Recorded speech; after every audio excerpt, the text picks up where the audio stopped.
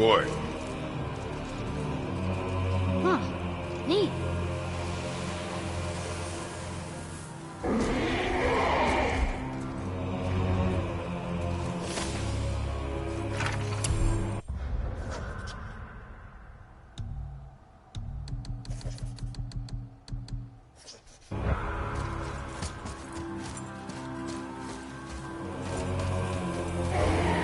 Funky Leap!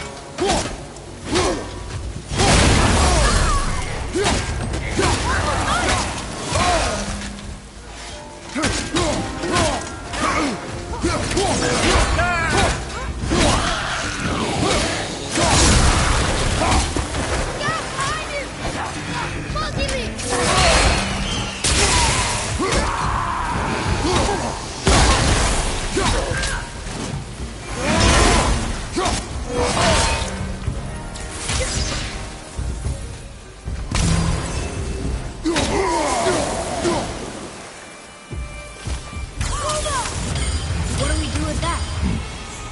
We will show it to the dwarves.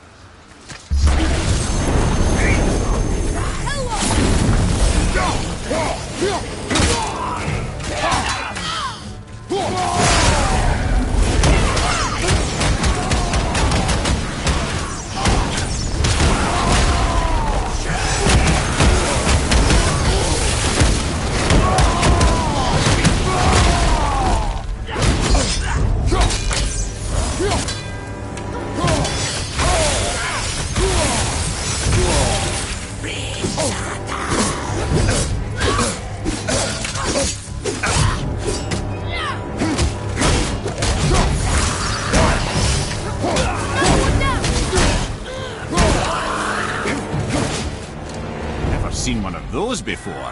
They look like they walked straight out of hell.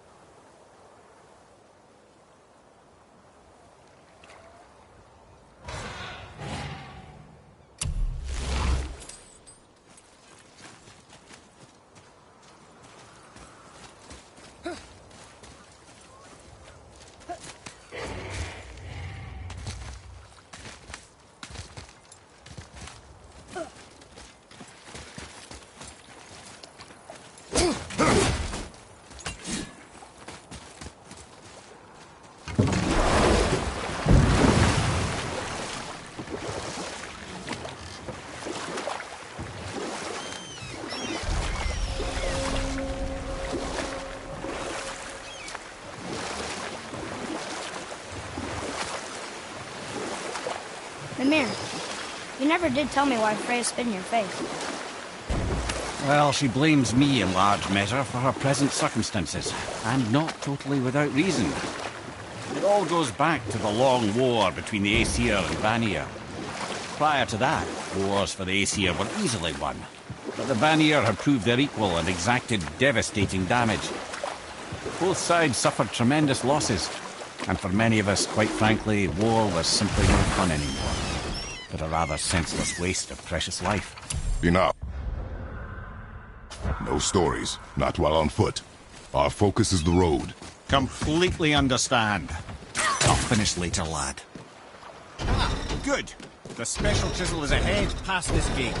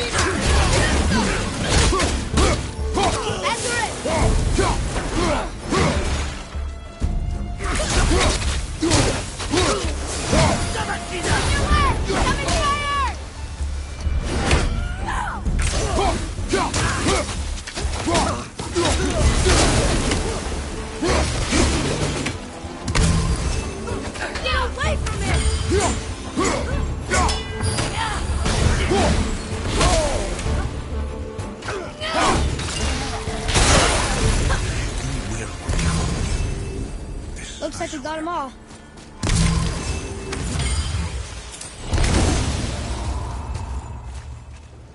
You who walks among the living, my beloved Gulvig calls to me. She yearns for peace, yet her remains lie in pieces. I beg of you, make my Gulvig whole again. You want us to collect her bones? Gross. Gulvig's Seidr magic knows no bounds. She can reunite you with those you've lost. Really? How? Boy, I can smell your grief, child. boy, we are leaving. They've taken 3 of sweet Gulvig's bones and spread them across the lake. Bring me her bones, child. Gulvig will reward you. Father, maybe we should look for those bones. This chisel we seek, what is it? I'm glad you asked, actually. I have just the story for you. There was a giant once named Thamur. A very giant, who, despite his mountainous size, was without question the greatest stonemason this world had ever seen. Proud Thamur hoped to one day pass his vast knowledge on to his son. But young Hrimthur had the heart of a warrior. Perhaps the father had too much fear in him, or the son too little. Either way, the quarrel of the earth spiraled out of control, and the overworked stonemason, bonk, struck his son. Hrimthur ran off into the night. Feeling shame and regret, Thamur chased after his son. But in his emotional state, soon found himself wandering Midgard, lost and alone. Sadly, he caught the eye of the one person he didn't want to meet alone that night, so far from home. Thor. And what happened next? You'll see.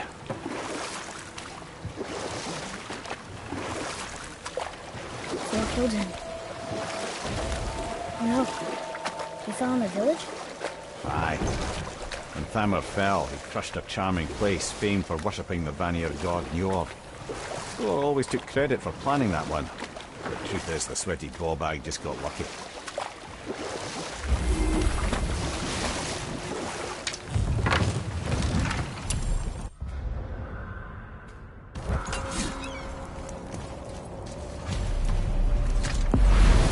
Up ahead.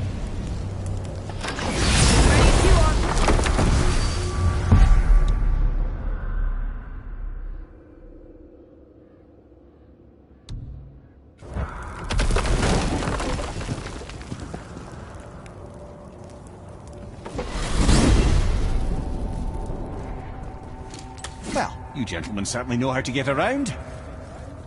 Why don't you tell me how all this began with Balder? He just knocked on our door. Balder of Asgard just knocked on your door. Yeah, he just showed up and started a fight. He said he wanted to know something. He said, I know what you are. Oh, well, we'll circle back to that later. What exactly did he want to know? I was on it before, by the way. He said I already knew what he wanted. Perhaps he mistook me for another. Ah, that's quite interesting.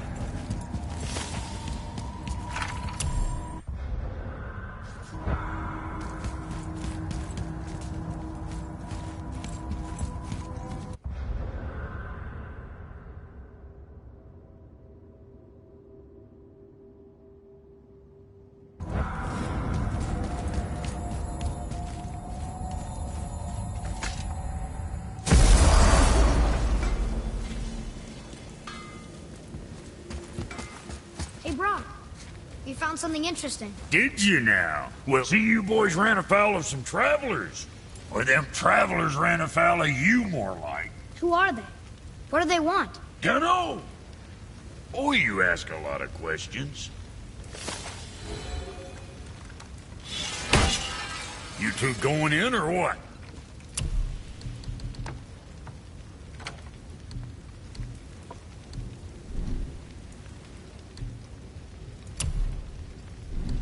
Make you something?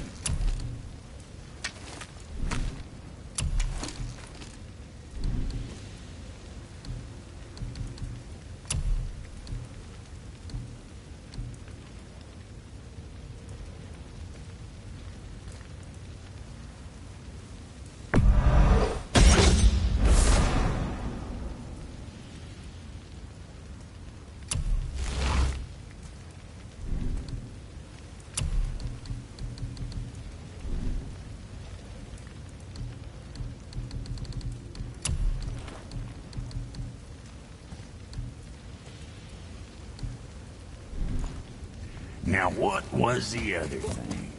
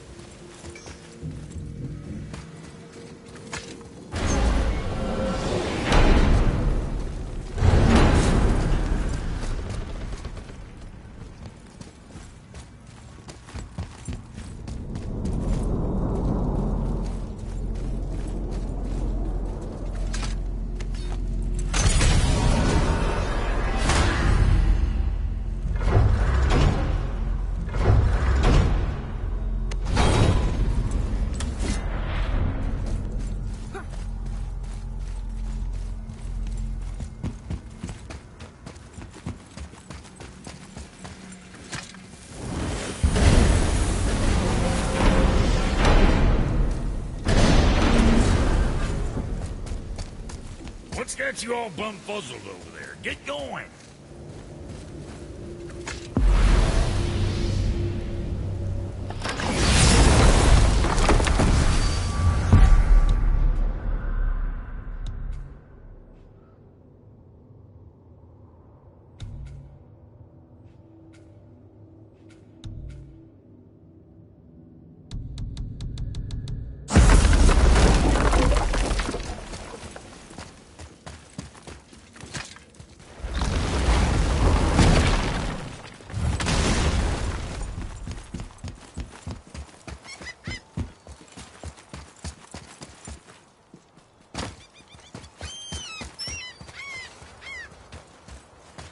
Atreus, here!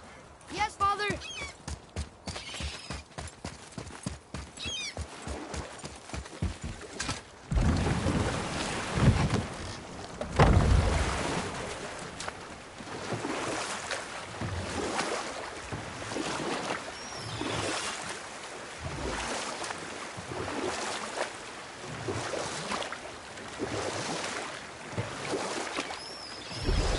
Mimir, you were in the middle of a story before.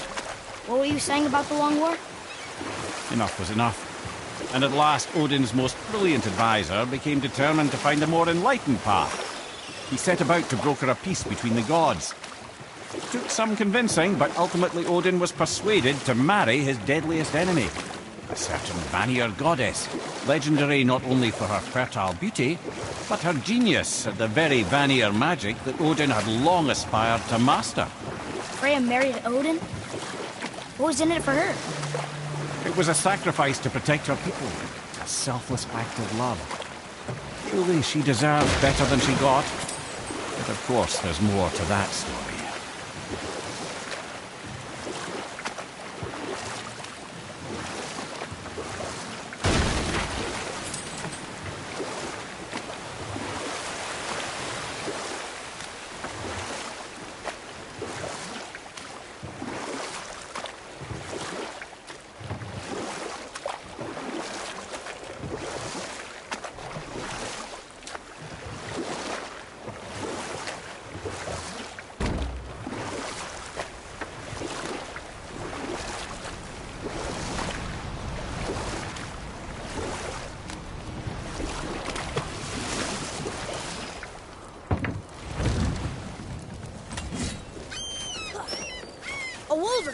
A dangerous beast. We will take him down together.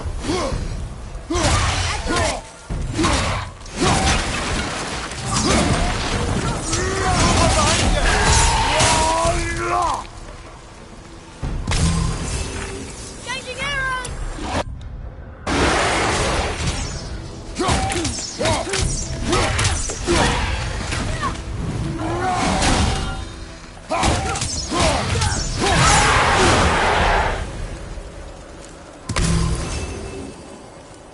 We seek a chisel. The tip... Magically sealed, I'm afraid.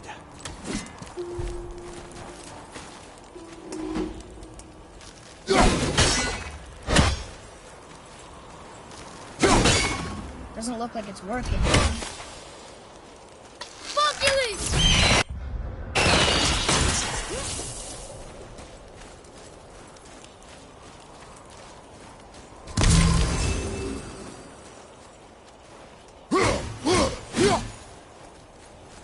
That big crystal on the giant's ring looks promising.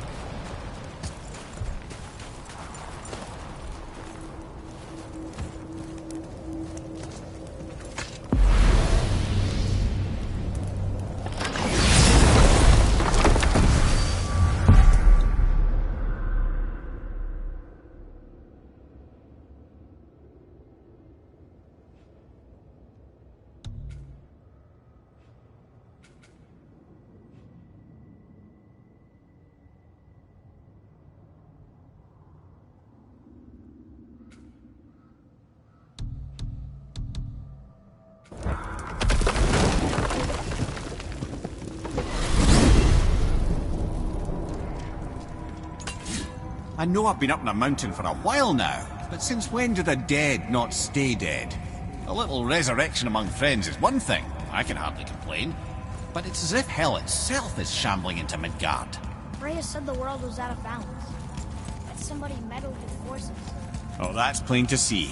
And Odin is the king of meddlers. But I shudder to think what he did to cause this. Perhaps it involves the Valkyries.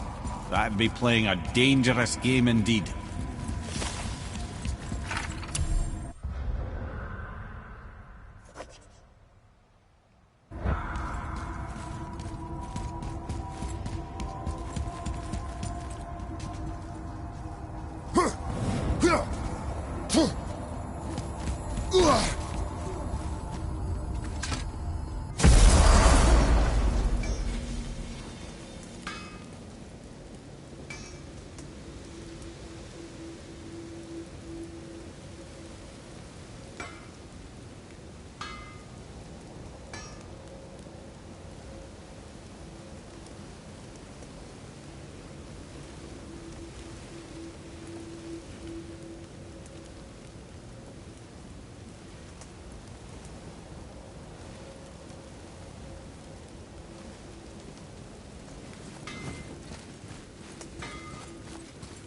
What's got you all bum-fuzzled over there? Get going.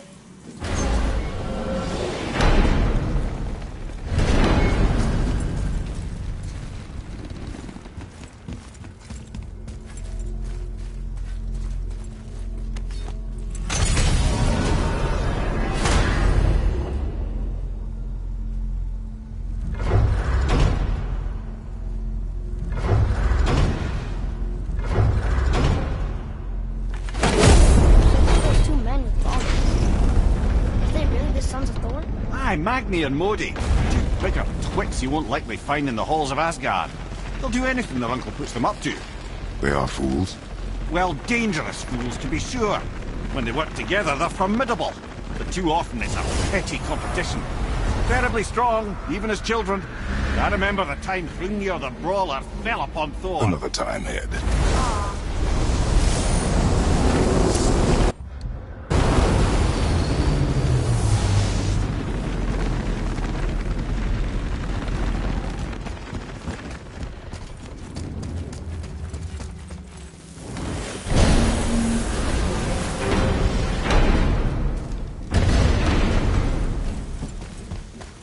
Going in or what? Alfheim. I missed its gentle breeze and the sweet smell of honeysuckle and blood. Well, judging by the sky, the Light Elves are in control of the light this time. Explain. You see, the light